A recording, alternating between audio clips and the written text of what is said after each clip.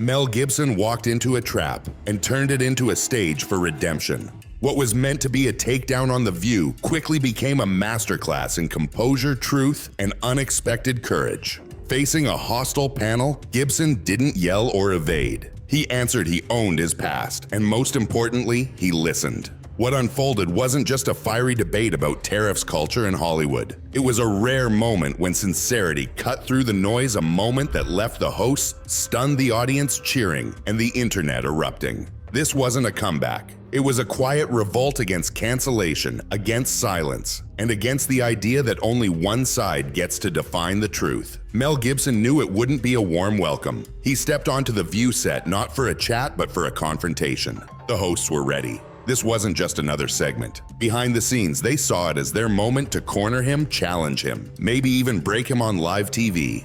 But from the second Mel appeared calm, composed, offering a small nod to the crowd, something felt different. He took his seat across from Whoopi Goldberg, Joy Behar, and Sunny Hostin. Tension hung thick in the air. The energy wasn't conversational, it was charged, calculated, almost like theater. Whoopi leaned in first, her tone smooth but sharp. "So Mel," she said, "you've been outspoken about supporting a 100% tariff on foreign films. Is economic nationalism really the answer? Or is this just censorship dressed up in patriotism?" A few awkward laughs floated from the audience. The camera zoomed in. Mel didn't blink. He leaned forward steady. "Supporting American workers isn't censorship," he said. "It's survival." Silence. Then Joy jumped in louder, pushing harder. "Is this about jobs? Or is this just you pushing Trump's agenda? Why now? Why you?" Mel looked at her, voice still even. "Because I've been in Hollywood long enough to see what happens when we forget our own. Our actors, our crews, our communities. When we stop investing in them, we don't just lose jobs, we lose our soul." A ripple moved through the crowd. Some clapped. Others sat still, unsure. Then Sunny stepped up. Her voice cut sharper. "You talk about culture, Mel, but let's not forget your past. Racist remarks, sexist comments. Why should anyone take you seriously now just because you're waving the flag?" The words hit like a slap. The room went still, all eyes on him. Mel didn't lash out. He didn't dodge. "I've made mistakes, big ones, and I've paid for them. But I'm here now because I'd rather face them publicly if it means helping fix what's broken." No applause, just stillness. Then one clap, then another. And slowly the mood began to shift. Whoopi tried to pull it back. "But Mel, tariffs don't fix character. You talk about building economic walls. What about the walls you built between people?" Mel paused, then leaned in again. His voice lowered, soft, honest. "You don't tear down walls by shouting at people. You tear them down by listening, even to the ones you disagree with." The studio held its breath. No one expected that response, especially not from him. In that moment, the momentum shifted. What began as a planned takedown was starting to unravel. They came for confrontation but forgot one thing. Mel Gibson doesn't flinch in a storm. He's walked through worse. By the time the second segment rolled around, you could see it on their faces. The hosts were recalibrating. The teleprompters still suggested light political banter, but the tension in the room was anything but light. Joy fumbled with her note cards. Sunny leaned in, whispering to Whoopi. The cameras kept rolling. And Mel. He barely moved. Hands resting on the chair, fingers gently tapping the armrest. Still, calm. That calm was louder than any outburst. Then Joy cut through the silence. "So let's talk economics," she said, sharper now. "You think a 100% tariff on foreign films is the fix? Isn't that just a trade war in disguise? Won't it just hike up ticket prices?" Mel nodded slowly. No defense, just clarity. "I get it," he said. "Tariffs sound hostile. But what's more hostile is watching studios send post-production overseas, hire cheap talent abroad, and strip American crews of their work just to save a few bucks." He turned to the audience. "We're not in a fair fight. We're being undercut.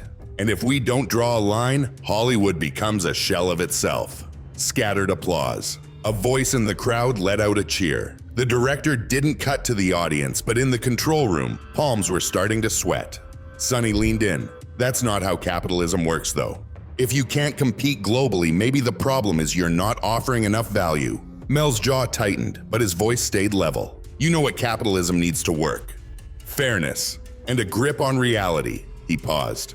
"Right now, it's not competition, it's collapse. A race to the bottom, and the workers go down first. Whoopi jumped in trying to steer the segment. That sounds like a union speech. I'm good with that. Mel shot back this time faster. Because the guy holding the boom mic, the woman editing until 3 a.m. They're not flying private. They're trying to make rent in Burbank. More applause now. A few heads nodding in the audience.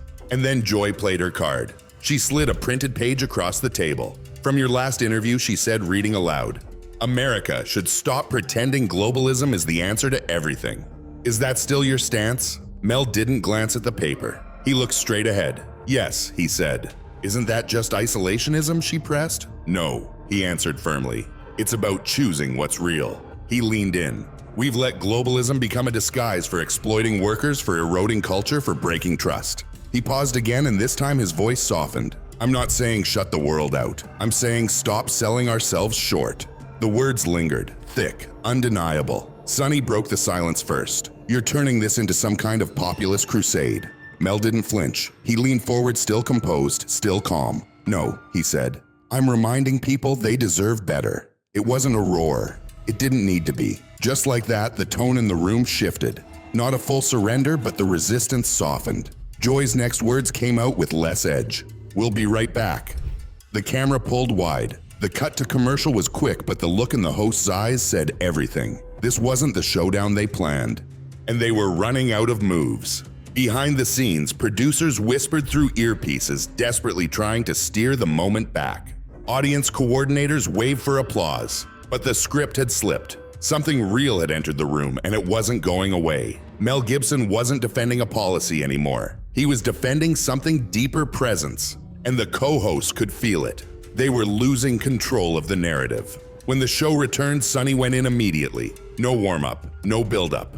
Let's not pretend the past doesn't matter, she said. There are people who think you don't deserve this platform at all, Mel. You've said things hurtful, offensive. Are we just supposed to forget that because you made a few decent points?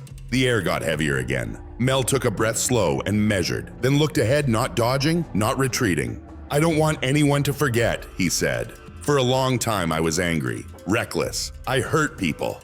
There's no excuse for it. He paused, then added, I've apologized, but I don't get to demand forgiveness. Scattered nods in the audience. Still quiet, but not cold. Curious. I knew this would come up.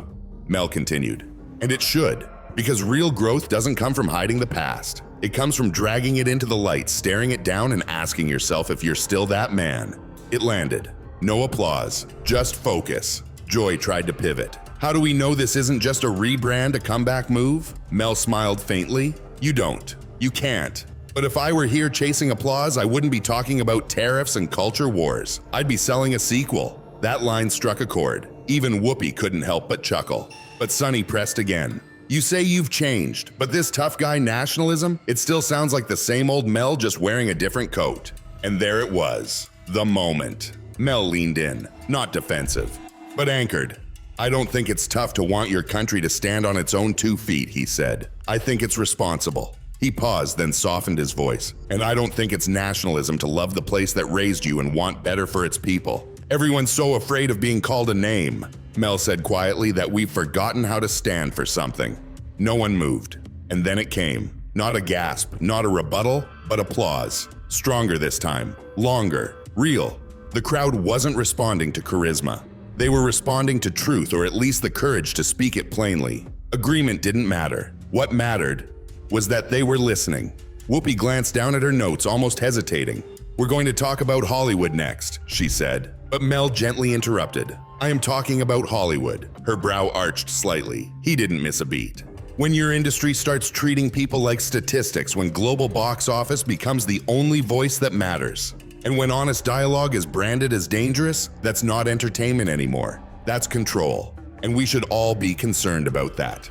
Nobody jumped in. No follow-up. Not even a cue from the producers. Because no one expected Mel Gibson to be the one calling out control, and definitely not like this. As the show dipped to commercial again, it was written across their faces. Mel wasn't just fielding questions anymore. He had quietly taken the mic and no one dared grab it back. By the 3rd segment, the illusion of control was gone. In the control room, producers stopped pretending. On Twitter, things were already on fire. Half the comments praised Gibson's raw honesty. The other half accused The View of losing its grip. But none of that showed on screen. Whoopi returned with a forced smile, fingers interlocked tightly on the table. "Let's talk Hollywood," she offered. "You've said the industry's turned its back on America, but haven't you of all people benefited more than most?" Mel leaned back, more relaxed now than ever. "I have," he said, "and that's exactly why I'm speaking out. Because I've seen what happens behind the curtain." He didn't rush. "I've seen how priorities shift, how storytelling becomes marketing, how real talent gets benched for political image." Sunny leaned forward. "So you think Hollywood's broken?" Mel shook his head. "No, I think it's scared." Joy narrowed her eyes. "Scared of what?" He didn't blink. "Scared of becoming irrelevant, scared of truth, scared of the very people it claims to speak for." A soft murmur from the audience. Someone near the front clapped. Mel leaned in again, voice steady, almost hushed. "Look, we used to make films that challenged power, that questioned everything. But now say the wrong thing and you're labeled toxic. Say it with conviction and you're called dangerous. Say it again and you're outdated." He looked around the table. "I've been all three." He let it hang, then delivered the final line, not loud but with weight. "But what I won't be is silent." Whoopi tried to pivot again. "But isn't some of this just accountability?" "The world's changed, Mel. People expect more now." Mel nodded. "I'm not against accountability," he said evenly. "I'm against selective accountability." The room went still again. "We act like redemption's off the table, but only for certain people. You either believe in second chances or you don't. You can't sell forgiveness and cancel it at the same time." That one hit hard. Even Joy looked away for a moment. Sensing a shift, Sunny leaned in. "Isn't it convenient you're saying all this now when you have nothing left to lose?" Mel didn't flinch. "You're right," he said. "I've lost a lot, my reputation, my opportunities, some friends." He paused long enough for the weight to land. "But what I haven't lost is my voice." Another pause, and then almost quietly, "That's what makes people nervous." This time the audience didn't hold back. Applause broke like a wave, louder than anything before. Whistles, cheers. But it wasn't for theatrics, it was for truth. And for the first time, the co-host looked shaken. Not because he'd gone too far, but because he hadn't. He was calm, he was clear, and perhaps most dangerously, he was being heard. Whoopi forced a smile and cut to break. "We'll be right back," she said. But everyone watching knew the real moment had just happened. When the cameras came back, the room felt different. But so did the audience. They weren't just watching anymore. They were engaged, arms crossed, brows furrowed, not in anger but focus. Something rare was unfolding on live TV. Joy, clearly rattled, tried to steer away. "Okay," she offered. "Let's step away from the politics for a minute. Let's talk about your career. You've had massive highs and some very public lows. So why now? Why come back at all?" Mel scanned the room, his eyes eventually settling on her. "Because we don't have time to wait anymore," he said. "Because this industry and this country are at a breaking point. And if the people who've seen it from the inside don't speak up, then who will?" A murmur rippled through the room. Someone in the back whispered, "He's not wrong." Sunny leaned forward again. "You're saying Hollywood's collapsing. That sounds a little dramatic." Mel turned to her, voice steady, not reactive. "Not collapsing," he said. "Evolving into something it was never meant to be." He looked out past the cameras. "It used to be a place for stories. Now," Mel said, "it's just slogans." He looked out over the room. "And when everything becomes a message, nobody hears the truth anymore." Whoopi looked up sharply. "So, what's your truth, Mel?" He didn't hesitate. "That every artist, every worker, every American should be able to speak, create, disagree without exile. That free speech doesn't end just because someone feels uncomfortable. That patriotism isn't hate, and loving your country doesn't make you extreme." The applause came quickly, not polite, not cued, real, raw, spontaneous. Even Joy looked taken aback. Mel went on. "They say we need more diversity in Hollywood. Great. Let's start with diversity of thought. I've worked with people from every walk of life, every background, every belief. But you know what gets shut down the fastest? An opinion that doesn't follow the script." Heads nodded now. Arms uncrossed, phones rose recording. Sunny leaned forward, arms crossed. "And what about your narrative, Mel? What about the damage from your own past, your words, your actions?" Mel nodded slowly. "I live with it, every day, and I should. But growth isn't proven by hiding. It's proven by showing up, even when you know some people still doubt you." He turned toward the audience. "If I wanted to be liked, I would have played it safe. But I didn't come here for comfort. I came because it matters. Because what we say in rooms like this ripples outside of them. Silence. Then applause again. Bigger. A few people stood. Joy raised her hands, half laughing. Okay, we get it. Mel Gibson is trending. That drew some laughs. The tension cracked. But so had the dynamic. The audience wasn't turning against The View, they were turning towards something real. And the hosts felt it. Producers scrambled behind the scenes, trying to shift tone-scrap questions cut to break. But it was too late. The momentum belonged to Mel. And he wasn't loud. He wasn't angry. He was in control. With composure. With presence.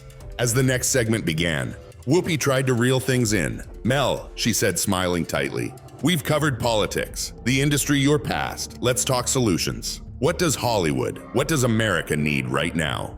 Mel didn't miss a beat. Truth, he said, even when it's ugly. Especially when it's ugly. The room fell still again. Right now, he continued, we're more afraid of offending someone than we are of lying to them. That's the problem. We don't need safer spaces. We need braver conversations. Applause again, first scattered, then swelling. Joy leaned in, trying to retake the reins. But conversations without accountability, that's just noise. Shouldn't there be consequences when speech hurts people? Absolutely, Mel said, no question. But there's a difference between hurting someone and disagreeing with them. We've forgotten that. We've made discomfort a crime. He paused. Then came the final blow. And we've convinced ourselves that only one side gets to define what offensive means. It was like a switch flipped, not shouted, not dramatic, but undeniable. A quiet fell over the studio, not awkward, reverent. Whoopi blinked. Joy leaned back. Sunny opened her mouth, then said nothing. The audience, still, holding breath, holding space. The sentence didn't echo. It landed. And nothing, not the cameras, not the hosts, not even the producers could stop it from sticking. Because in that moment, Mel Gibson wasn't just challenging the panel, he was challenging the entire room. And for a few long seconds, no one had anything to say. He let the silence sit uncomfortable and real. I'm not here to win anyone over, he said. I'm here to speak the truth. And if we can't do that without fear, then we've already lost. Then a voice from the crowd cut through. Let him speak. Applause erupted.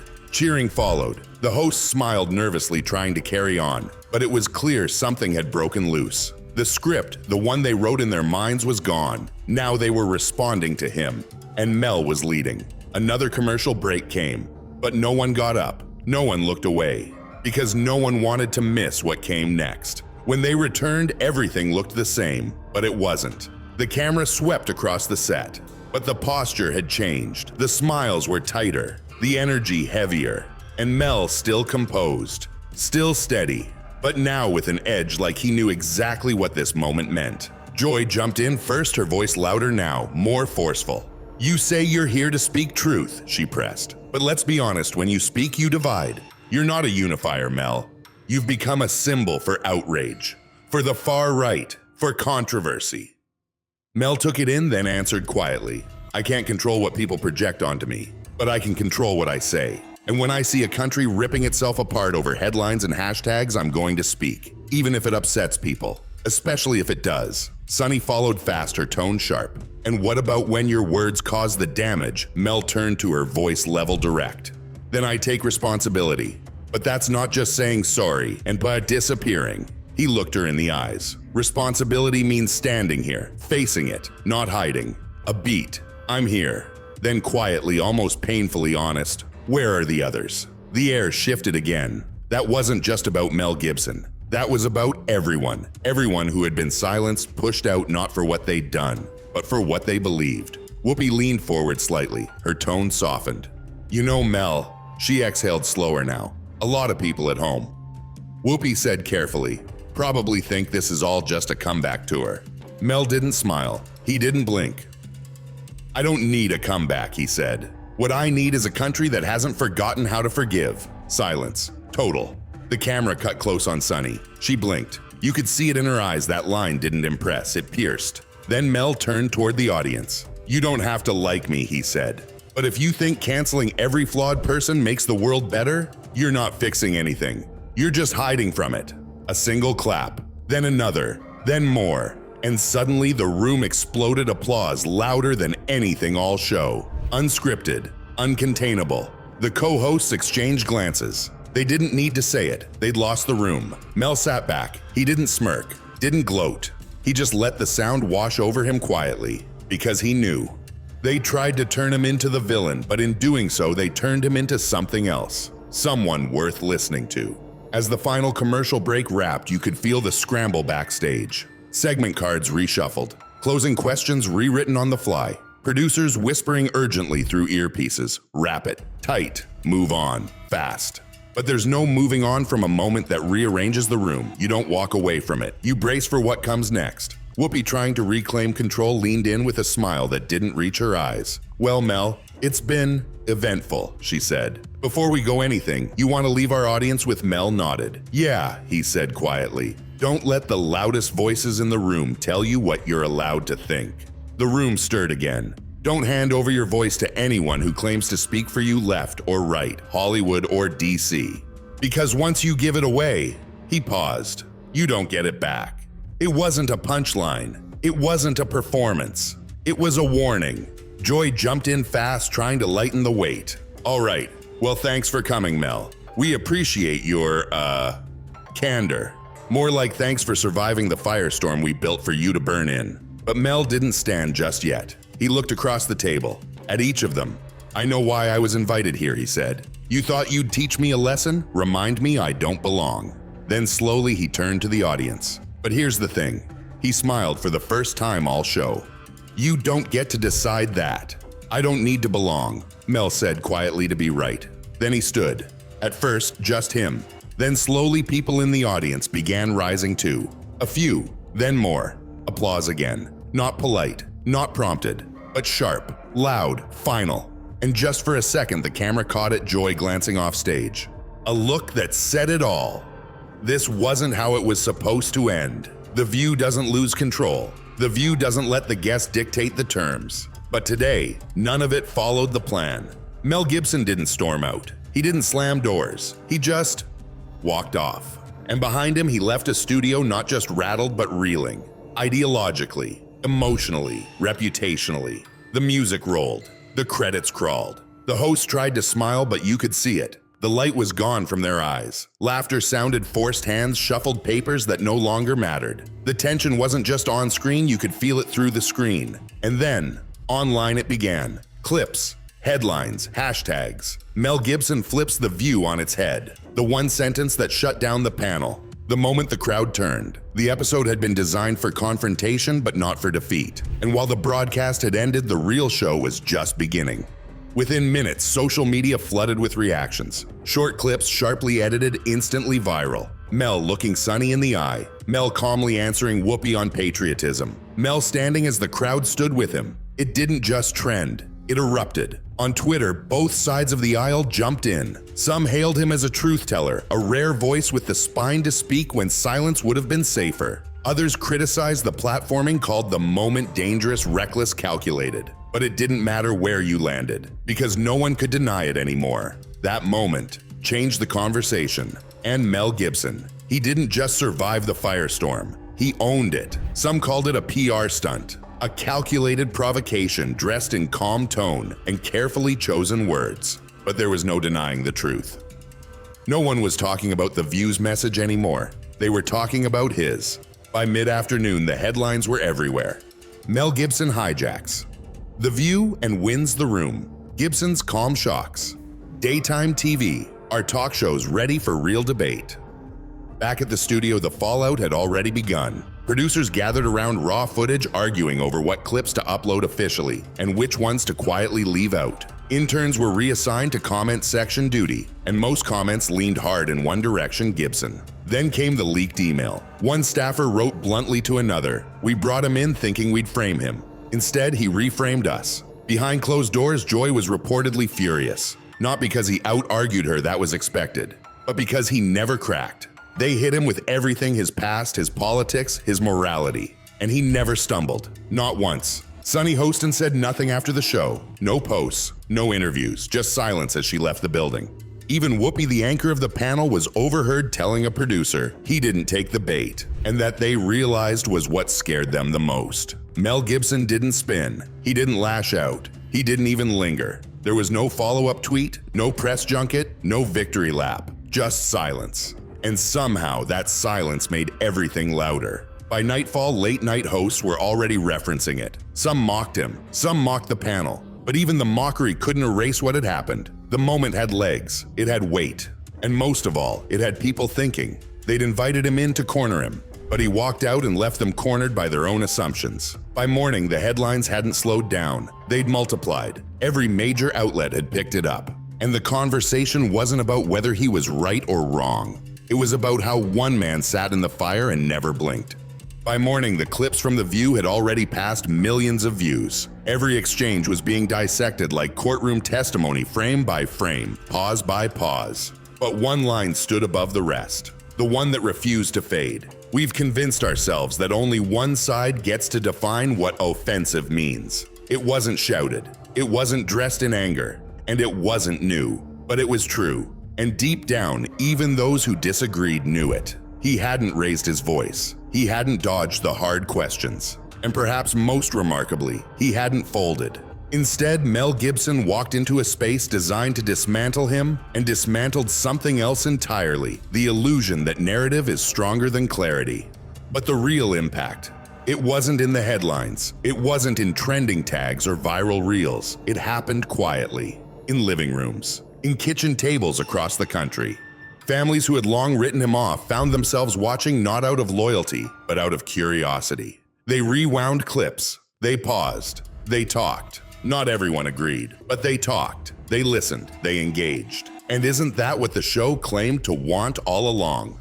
Even some longtime critics, the ones who'd written him off years ago, took to social media hesitant but honest. I'm no fan of Mel Gibson, but today, he showed more courage on live TV than I've seen in years. A progressive journalist. He said what we were all thinking and did it without venom. That's rare. A union crew member. It wasn't redemption. It wasn't rehabilitation. It was something rarer, a man walking through fire without throwing any of it back. And maybe, just maybe, that's what made people stop and listen. The View, for its part, went silent. No post-show highlight reel. No behind-the-scenes interviews. No victory lap. Just a vague tweet thanking Mel Gibson for what they called an honest conversation. It was rated within the hour. And Gibson, he went home. No press tour, no public statement, no triumphant post. Because for once, the point wasn't to stay in the spotlight. The point was to say one true thing, say it clearly, and walk away. In an era drowning in noise where every headline fights to be louder than the last one sentence cut through it all. You don't tear down walls by shouting at people. You tear them down by listening even to the ones you disagree with. And maybe, just maybe, that's why it stuck. He didn't win by yelling. He didn't win by overpowering the room. He won by refusing to play the game. In a world addicted to outrage, calm honesty is revolutionary. So now it's your turn. What did you hear in that moment? What stayed with you? Let us know in the comments. And if you believe more conversations should sound like this, subscribe. Because sometimes, the quietest voice in the room is the one worth listening to.